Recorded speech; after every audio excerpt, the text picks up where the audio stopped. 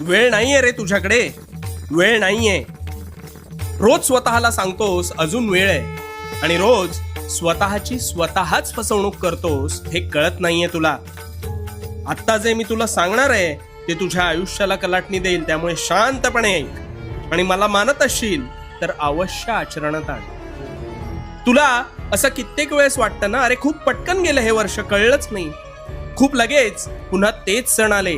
तर हो, या पृथ्वीचा वेग तसाच आहे, पण तुझ्या कार्याचा वेग मात्र मंदावलाय हे तू विसरतोस. ही धरणी त्याच वेगाने घिरट्या घालतीये, पण तू मात्र तुझ्या सुप्त मनाच्या आरामशाही जाळ्यात अडकून पडलायस. कसं ते सांगतो. तू ठरवतोस उद्यापासून अमुक एक गोष्ट चांगली करू, पण तो उद्या काही तुझ्या आयुष्यात उजाडत नाही, आणि जरी उजाडला तरी परवा तुझा तोच संकल्प संपुष्टात आलेला असतो. आतापर्यंत हेच होत आले.